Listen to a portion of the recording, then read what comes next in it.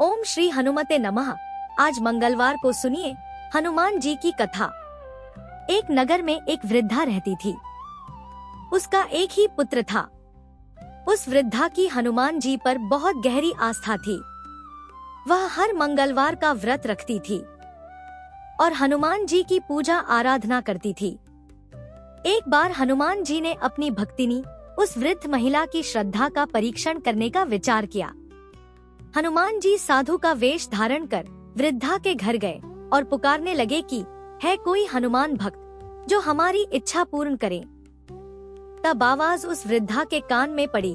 पुकार सुनकर वृद्धा जल्दी से बाहर आई और साधु को प्रणाम कर बोली, आज्ञा महाराज।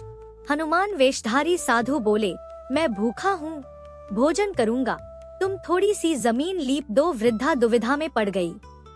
अंततः हाथ जोड़कर बोली, महाराज लिपने और मिट्टी खोदने के अतिरिक्त आप कोई दूसरी आज्ञा दें, मैं अवश्य पूर्ण करूंगी। साधु ने 3 बार प्रतिज्ञा कराने के बाद कहा, तू अपने बेटे को बुला, मैं उसकी पीठ पर आग जलाकर भोजन बनाऊंगा। यह सुनकर वृद्धा घबरा गई, परंतु वह प्रतिज्ञाबद्ध थी। उसने अपने पुत्र को बुलाकर साधु को सौंप दिया।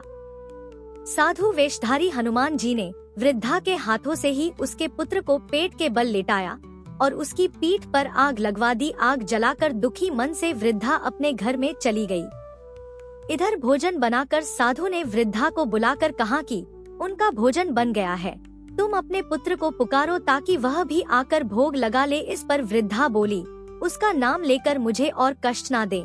लेकिन जब साधु महाराज नहीं माने तो वृद्धा ने अपने पुत्र को आवाज लगाई। वह अपनी माँ के पास आ गया और अपने पुत्र को जीवित देखकर वृद्धा को बहुत आश्चर्य हुआ। वह साधु के चरणों में गिर पड़ी। तब हनुमान जी अपने वास्तविक रूप में प्रकट हुए और वृद्धा को भक्ति का आशीर्वाद दिया तो प्रेम से बोले, शंकर भगवान की जय हो, बजरंग बली की जय हो। आइए सुनते हैं मंगलवार व्रत की पौराणिक कथा। एक बार नैमिषारण्य तीर्थ में 80,000 मुनि एकत्र होकर पुराणों के ज्ञाता श्री सूत जी से पूछने लगे, हे महामुनि, आपने हमें अनेक पुराणों की कथा सुनाई है। अब कृपा करके हमें ऐसा व्रत और कथा बताएं जिसके करने से संतान की प्राप्ति हो तथा मनुष्यों को रोग, शोक, अग्नि, सर्व दुख आदि का भय दूर हो, क्योंकि कलयुग में सभी जीवों की आयु बहुत कम है। फिर इस पर उन्हें रोग चिंता के कष्ट लगे रहेंगे तो फिर वह श्री हरि चरणों में अपना ध्यान कैसे लगा सकेंगे। श्री सूत जी बोले, हे मुनियों, आपने लोक कल्याण के लिए बहुत ही उत्तम बात पूछी है। एक बार युधिष्ठिर ने भगवान श्री कृष्ण से लोक कल्याण के लिए यही प्रश्न किया था। भगवान श्री कृष्ण और युधिष्ठिर का संवाद तुम्हारे सामने कहता हूँ, ध्यान पूर्वक सुनो। एक समय पांडवों की सभा में श्री कृष्ण जी बैठे हुए थे। तब युधिष्ठिर ने भगवान श्री कृष्ण से प्रश्न किया, हे प्रभु नंद नंद गोविंद, आपने मेरे लिए अनेकों कथाएं सुनाई है। आज आप कृपा करके ऐसा व्रत या कथा सुनाएं जिसके करने से मनुष्य को रोग, चिंता का भय समाप्त हो और उसको पुत्र की प्राप्ति हो। हे प्रभु, बिना पुत्र जीवन व्यर्थ है। पुत्र के बिना मनुष्य नरकगामी होता है। पुत्र के बिना मनुष्य पितृ ऋण से छुटकारा नहीं पा सकता और ना ही उसका पुण्यक नामक नरक से उद्धार हो सकता है। अतः पुत्रदायक व्रत बताएं। श्री कृष्ण भगवान बोले, हे राजन, मैं एक प्राचीन इतिहास सुनाता हूँ, आप उसे ध्यान पूर्वक सुनो। कुंडलपुर नामक एक नगर था। उसमें नंदा नामक एक ब्राह्मण रहता था। भगवान की कृपा से उसके पास सब कुछ था, फिर भी वह दुखी था। इसका कारण यह था कि ब्राह्मण की स्त्री सुनंदा के कोई संतान नहीं थी। सुनंदा पतिव्रता थी, भक्ति पूर्वक श्री हनुमान जी की आराधना करती थी। मंगलवार के दिन व्रत करके अंत में भोजन बनाकर हनुमान जी की आराधना करती थी। मंगलवार के दिन व्रत करके अंत में भोजन बनाकर हनुमान जी को भोग लगाने के बाद स्वयं भोजन करती थी। एक बार मंगलवार के दिन ब्राह्मणी गृह कार्य की अधिकता के कारण हनुमान जी को भोग नहीं लगा सकी, तो इस पर उसे बहुत ही दुख हुआ। उसने कुछ भी नहीं खाया और अपने मन में प्रण किया कि अब तो अगले मंगलवार को ही हनुमान जी को भोग लगाकर अन्न और जल ग्रहण करूंगी। ब्राह्मणी सुनंदा प्रतिदिन भोजन बनाती, श्रद्धा पूर्वक पति को खिलाती, परंतु स्वयं भोजन नहीं करती और मन ही मन श्री हनुमान जी की आराधना करती थी। इसी प्रकार 6 दिन गुजर गए और ब्राह्मणी सुनंदा अपने निश्चय के अनुसार भूखी, प्यासी, निराहार रही। अगले मंगलवार को ब्राह्मणी सुनंदा प्रातः काल ही बेहोश होकर गिर पड़ी। ब्राह्मणी सुनंदा की इस असीम भक्ति के प्रभाव से श्री हनुमान जी बहुत प्रसन्न हुए और प्रकट होकर बोले, सुनंदा, मैं तेरी भक्ति से बहुत प्रसन्न हूँ। तू उठ और वर मांग। सुनंदा अपने आराध्य देव श्री हनुमान जी को देखकर आनंद की अधिकता से विवल होकर श्री हनुमान जी के चरणों में गिरकर बोली, हे प्रभु, मेरी कोई संतान नहीं है, कृपा करके पुत्र और कन्या प्रदान करें। आपकी अति कृपा होगी। श्री महावीर जी बोले, तेरी इच्छा पूर्ण होगी, तेरे एक कन्या पैदा होगी, उसके अष्टांग प्रतिदिन सोना दिया करेंगे। इस प्रकार कहकर श्री महावीर जी अंतर्ध्य हो गए। ब्राह्मणी सुनंदा बहुत हर्षित हुई और समाचार अपने पति से कहा। ब्राह्मण देव कन्या का वरदान सुनकर कुछ दुखी हुए, परंतु सोना मिलने की बात सुनी तो बहुत प्रसन्न हुए। उन्होंने विचार किया कि ऐसी कन्या के साथ मेरी निर्धनता भी समाप्त हो जाएगी। श्री हनुमान जी की कृपा से वह ब्राह्मणी गर्भवती हुई और 10वें महीने में उसे बहुत ही सुंदर पुत्री प्राप्त हुई। यह बच्ची अपने पिता के घर में ठीक उसी तरह से बढ़ने लगी जिस प्रकार शुक्ल पक्ष का चंद्रमा बढ़ता है। 10वें दिन ब्राह्मण ने उस बालिका का नामकरण संस्कार कराया। उसके कुल पुरोहित ने उस बालिका का नाम रत्नावली रखा, क्योंकि यह कन्या सोना प्रदान किया करती थी। इस कन्या ने पूर्व जन्म में बड़े ही विधान से मंगल देव का व्रत किया था। रत्नावली का अष्टांग बहुत सा सोना देता था। उस सोने से नंदा ब्राह्मण बहुत ही धनवान हो गया। अब ब्राह्मणी सुनंदा भी बहुत अभिमान करने लगी थी। समय बीतता रहा। अब रत्नावली 10 वर्ष की हो चुकी थी। एक दिन जब नंदा ब्राह्मण प्रसन्नचित्त था, तब सुनंदा ने अपने पति से कहा, मेरी पुत्री रत्नावली विवाह के योग्य हो गई है, इसलिए आप कोई सुंदर और योग्य वर देखकर विवाह कर दें। यह सुनकर ब्राह्मण बोला, अभी तो रत्नावली बहुत छोटी है। तब ब्राह्मणी बोली, शास्त्रों की आज्ञा है कि कन्या 8वें वर्ष में गौरी, 9 वर्ष रोहिणी, 10 वर्ष में कन्या, इसके पश्चात रजस्वला हो जाती है।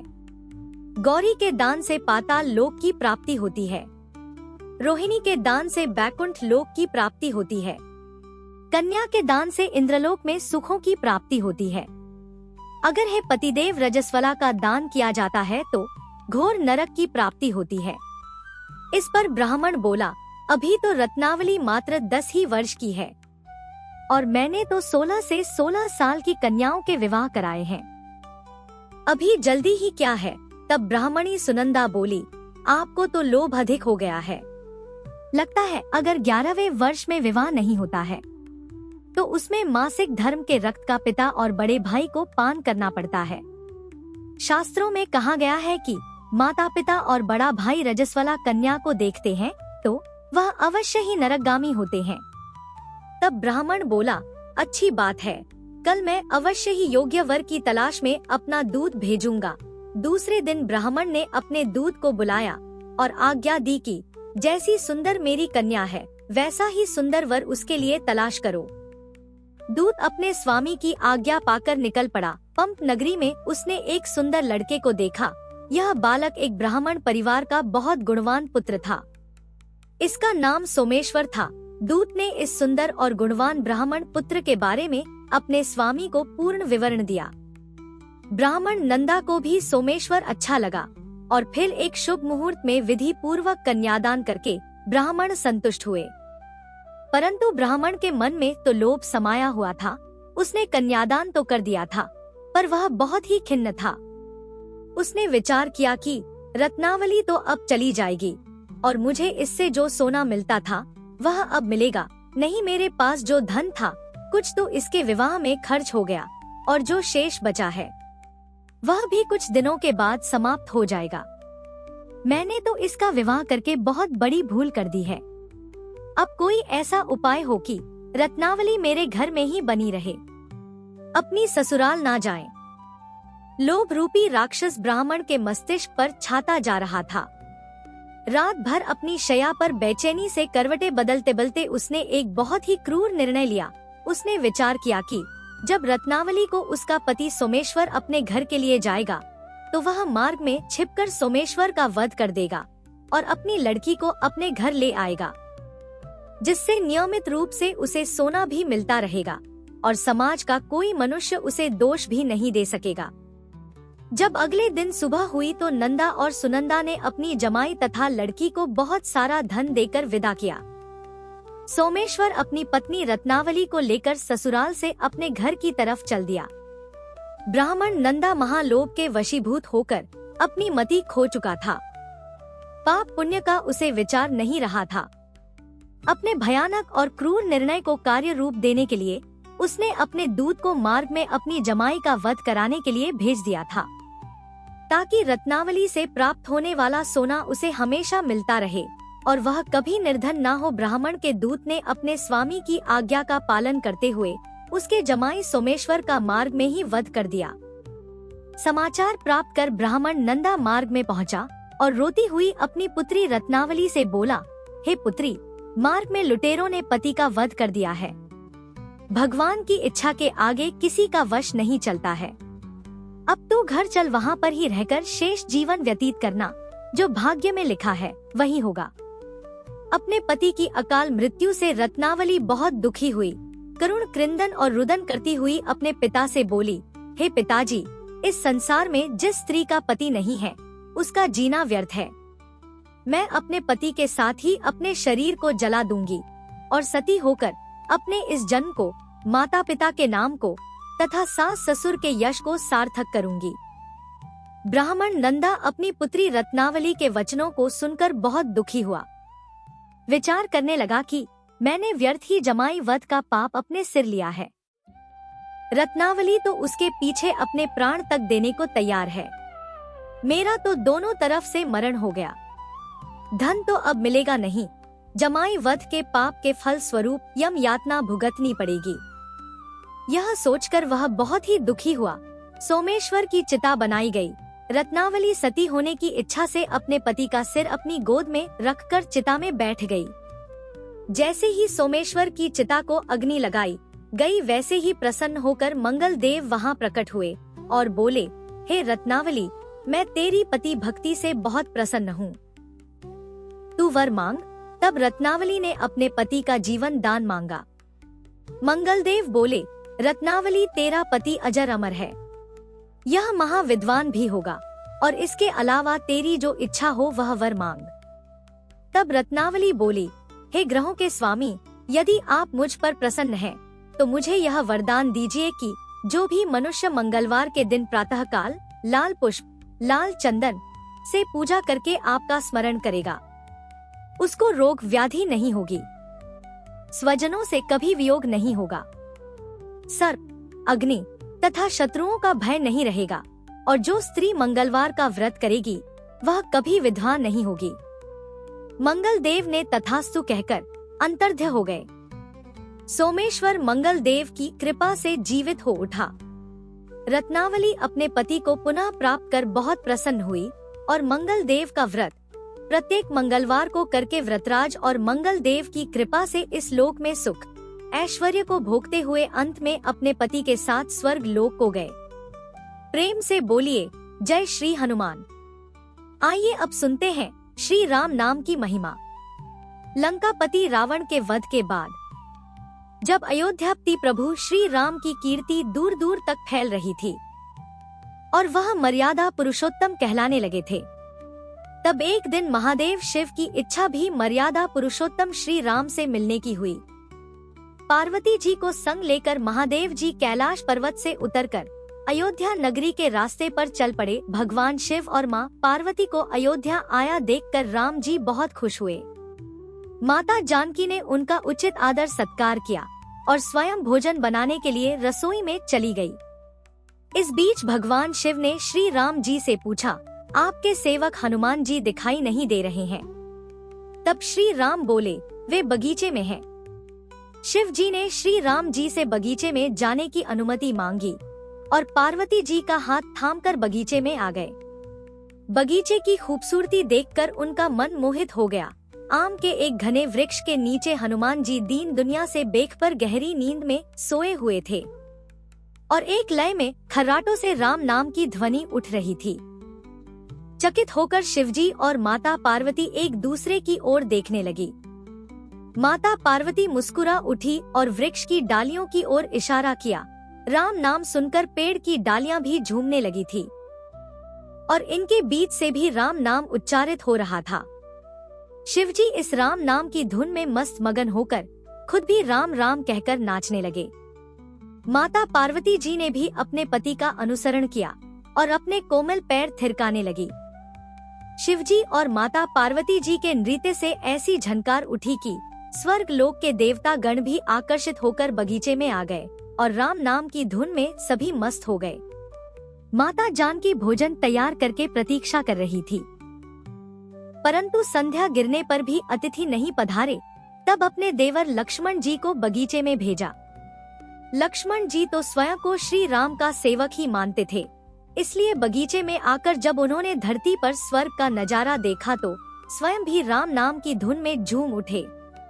महल में माता जानकी जी परेशान हो रही थी कि अभी तक भोजन ग्रहण करने कोई भी क्यों नहीं आया। उन्होंने श्री राम जी से कहा, भोजन ठंडा हो रहा है, चलिए हम ही जाकर बगीचे में से सभी को ले आए। तब जब राम जी बगीचे में गए तो वहाँ राम नाम की धूम मची हुई थी। हनुमान जी गहरी नींद में सोए हुए थे और उनके खर्राटों से अभी तक राम नाम ही निकल रहा था। श्री राम भाव विह्वल हो उठे। राम जी ने हनुमान जी को नींद से जगाया और प्रेम से उनकी तरफ निहारने लगे। हनुमान जी प्रभु को आया देखकर शीघ्रता से उठकर खड़े हो गए। नृत्य की सभा भंग हो गई। शिव जी खुले कंठ से हनुमान जी की राम भक्ति की सराहना करने लगे। हनुमान जी सकुचाए, लेकिन मन ही मन खुश हो रहे थे। श्री सियाराम ने भोजन करने का आग्रह भगवान शिव जी से किया। सभी लोग महल में भोजन करने के लिए चल पड़े। माता जानकी जी भोजन परोसने लगी। हनुमान जी को भी श्री राम जी ने पंक्ति में बैठने का आदेश दिया। हनुमान जी बैठ तो गए, परंतु आदत ऐसी थी कि राम जी के भोजन परोसने के उपरांत ही सभी लोग भोजन करते थे। आज श्री राम के आदेश से पहले भोजन करना पड़ रहा था। माता जानकी हनुमान जी को भोजन परोसती जा रही थी, परंतु हनुमान जी का पेट ही नहीं भर रहा था। सीता जी कुछ समय तक तो उन्हें भोजन परोसती रही, फिर समझ गई कि इस तरह से तो हनुमान जी का पेट नहीं भरेगा। उन्होंने तुलसी के एक पत्ते पर राम नाम लिखा और भोजन के साथ हनुमान जी को परोस दिया। तुलसी पत्र खाते ही हनुमान जी को संतुष्टि मिली और वह भोजन खाकर उठकर खड़े हो गए। भगवान शिव शंकर ने प्रसन्न होकर हनुमान जी को आशीर्वाद दिया कि आपकी राम भक्ति युगों युगों तक याद की जाएगी और आप संकट मोचन के नाम से जाने जाएंगे। आइए अब सुनते हैं राम नाम की महिमा की दूसरी कहानी। महादेव जी को एक बार बिना कारण के किसी को प्रणाम करते देखकर पार्वती जी ने पूछा, आप किसको प्रणाम करते रहते हैं? तब शिव जी ने अपनी धर्म पत्नी पार्वती जी से कहा कि हे देवी, जो व्यक्ति एक बार राम कहता है उसे मैं 3 बार प्रणाम करता हूँ। पार्वती जी ने एक बार शिव जी से पूछा, आप श्मशान में क्यों जाते हैं और यह चिता की भस्म शरीर पर क्यों लगाते हैं? उसी समय शिवजी पार्वती जी को श्मशान ले गए। वहाँ एक शव अंतिम संस्कार के लिए लाया गया। लोग राम नाम सत्य है कहते हुए शव को ला रहे थे। शिव जी ने कहा कि देखो पार्वती, इस शमशान की ओर जब लोग आते हैं तो राम नाम का स्मरण करते हुए आते हैं और इस शव के निमित्त से कई लोगों के मुख से मेरा अति प्रिय दिव्य राम नाम निकलता है। उसी को सुनने मैं श्मशान में आता हूँ और इतने लोगों के मुख से राम नाम का जप करवाने में निमित्त बनने वाले इस शव का मैं सम्मान करता हूँ, प्रणाम करता हूँ और अग्नि में जलने के बाद उसकी भस्म को अपने शरीर पर लगा लेता हूँ। राम नाम बुलवाने वाले के प्रति मुझे इतना प्रेम है। एक बार शिव जी कैलाश पर पहुँचे और पार्वती जी से भोजन मांगा। तब पार्वती जी विष्णु सहस्त्र नाम का पाठ कर रही थी। पार्वती जी ने कहा, अभी पाठ पूरा नहीं हुआ है, कृपया थोड़ी देर प्रतीक्षा कीजिए। तब शिव जी ने कहा कि इसमें तो समय और श्रम दोनों लगेंगे। संत लोग जिस तरह से सहस्त्र नाम को छोटा कर लेते हैं और नित्य जपते हैं, वैसा उपाय कर लो। तो पार्वती जी ने पूछा कि वो उपाय कैसे करते हैं, मैं सुनना चाहती हूँ। तो शिव जी ने बताया, केवल एक बार राम कह लो, तुम्हें सहस्त्र नाम भगवान के 1000 नाम लेने का फल मिल जाएगा। एक राम नाम 1000 दिव्य नामों के समान है। तब पार्वती जी ने वैसा ही किया। भगवान बोले, श्री राम राम रामेति रमे, रामे मनोरमे, सहस्त्र नाम तत्तुल्यम, राम नाम वराने। यह राम नाम सभी आपदाओं को हरने वाला, सभी संपदाओं को देने वाला दाता है। सारे संसार को विश्राम या शांति प्रदान करने वाला है, इसलिए मैं इसे बार बार प्रणाम करता हूँ।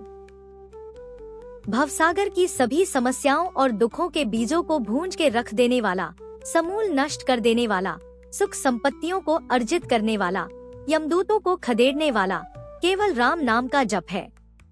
इसलिए प्रयास पूर्वक स्वयं भी राम नाम जपते रहना चाहिए और दूसरों को भी प्रेरित करके राम नाम जपना चाहिए। इससे अपना और दूसरों का तुरंत कल्याण हो जाता है। यही सबसे सुलभ और अचूक उपाय है। इसलिए हमारे देश में प्रणाम राम राम कहकर किया जाता है। आइए अब सुनते हैं बिल्व वृक्ष की महिमा। एक बार नारद जी ने भोलेनाथ जी की स्तुति करके पूछा कि प्रभु, आपको प्रसन्न करने के लिए सबसे उत्तम और सुलभ साधन क्या है? हे त्रिलोकीनाथ, आप तो निर्विकार और निष्काम है, आप सहज ही प्रसन्न हो जाते हैं। फिर भी मेरे जानने की इच्छा है कि आपको क्या प्रिय है। तब शिव जी बोले, नारद जी, वैसे तो मुझे भक्त के भाव सबसे प्रिय है, फिर भी आपने पूछा है तो मैं बताता हूँ। मुझे जल के साथ साथ बिल्व पत्र बहुत प्रिय है। जो अखंड बिल्व पत्र मुझे श्रद्धा से अर्पित करते हैं, मैं उन्हें अपने लोक में स्थान देता हूँ। नारद जी भगवान शंकर और माता पार्वती की वंदना करके अपने लोक को चले गए। उनके जाने के पश्चात पार्वती जी ने शिव जी से पूछा कि हे प्रभु, मेरी यह जानने की बड़ी तीव्र इच्छा हो रही है कि आपको बेल पत्र इतने प्रिय क्यों है। कृपा करके मेरी जिज्ञासा को शांत कीजिए। तब शिव जी बोले, हे शिव, बिल्व के पत्ते मेरी जटा के समान है। उसका त्रिपत्र यानी 3 पत्ते ऋग्वेद, यजुर्वेद और सामवेद है। शाखाएं समस्त शास्त्र का स्वरूप है। बिल्व वृक्ष को आप पृथ्वी का कल्प वृक्ष समझें, जो ब्रह्मा, विष्णु और शिव स्वरूप है। हे पार्वती, स्वयं महालक्ष्मी जी ने शैल पर्वत पर बिल्व वृक्ष रूप में जन्म लिया था। इस कारण भी बेल का वृक्ष मेरे लिए अति प्रिय है। महालक्ष्मी जी ने बिल्व का रूप धरा, यह सुनकर पार्वती जी कौतूहल में पड़ गई और पार्वती जी कौतूहल से उपजी जिज्ञासा को रोक ना पाई। उन्होंने पूछा, देवी लक्ष्मी ने आखिर बिल्व वृक्ष का रूप क्यों लिया? आप यह कथा विस्तार से कहें। तब भोलेनाथ ने देवी पार्वती जी को कथा सुनाना आरंभ किया। हे देवी, सतयुग में ज्योति रूप में मेरे अंश का रामेश्वर लिंग था। ब्रह्मा आदि देवों ने उसका विधिवत पूजन अर्चन किया था। इसका परिणाम यह हुआ कि मेरे अनुग्रह से वाणी देवी सबकी प्रिय हो गई। वे भगवान विष्णु को सतत प्रिय हो गई। मेरे प्रभाव से भगवान केशव के मन में वाग देवी के लिए जितनी प्रीति उत्पन्न हुई, वह स्वयं लक्ष्मी जी को नहीं भाई। लक्ष्मी देवी का श्री हरि के प्रति मन में कुछ दुराव पैदा हो गया। वह चिंतित और रुष्ट होकर चुपचाप परम उत्तम श्री शैल पर्वत पर चली गई।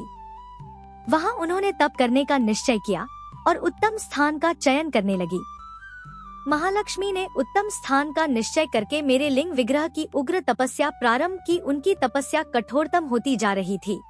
हे परमेश्वरी, कुछ समय के बाद महालक्ष्मी जी ने मेरे लिंग विग्रह से थोड़ा उधर में एक वृक्ष का रूप धारण कर लिया। अपने पत्तों और पुष्प द्वारा निरंतर मेरा पूजन करने लगी। इस तरह महालक्ष्मी जी ने लाखों वर्षों तक घोर आराधना की। अंततः उन्हें मेरा अनुग्रह प्राप्त हुआ। मैं वहां प्रकट हुआ और देवी से इस घोर तप की आकांक्षा पूछकर वर देने को तैयार हुआ। महालक्ष्मी जी ने मांगा कि श्री हरि के हृदय में मेरे भाव से वाग देवी के लिए जो स्नेह हुआ है वह समाप्त हो जाए। तब शिव जी बोले, मैंने महालक्ष्मी जी को समझाया, श्री हरि के हृदय में आपके अतिरिक्त किसी और के लिए कोई प्रेम नहीं है। वाग देवी के प्रति उनका प्रेम नहीं, अपितु श्रद्धा है। यह सुनकर लक्ष्मी जी प्रसन्न हो गई और पुनः श्री विष्णु के हृदय में स्थित होकर निरंतर उनके साथ विहार करने लगी। हे पार्वती, महालक्ष्मी के हृदय का एक बड़ा विकार इस प्रकार दूर हो गया।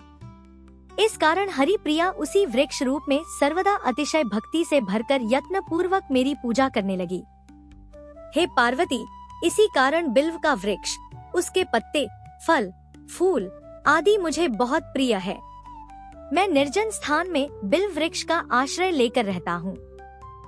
बेल वृक्ष को सदा सर्व तीर्थ में एवं सर्वदेव में मानना चाहिए। बिल्व पत्र, बिल्व फूल, बिल्व वृक्ष अथवा बिल्व काष्ठ के चंदन से जो मेरा पूजन करता है, वह भक्त मेरा अति प्रिय है। बिल्व वृक्ष को शिव के समान ही समझो। वह मेरा शरीर है, जो बिल्व पर चंदन से मेरा नाम अंकित करके मुझे अर्पण करता है। मैं उसे सभी पापों से मुक्त करके अपने लोक में स्थान देता हूँ। हे देवी, उस व्यक्ति को स्वयं लक्ष्मी जी भी नमस्कार करती हैं, जो मेरा पूजन करते हैं।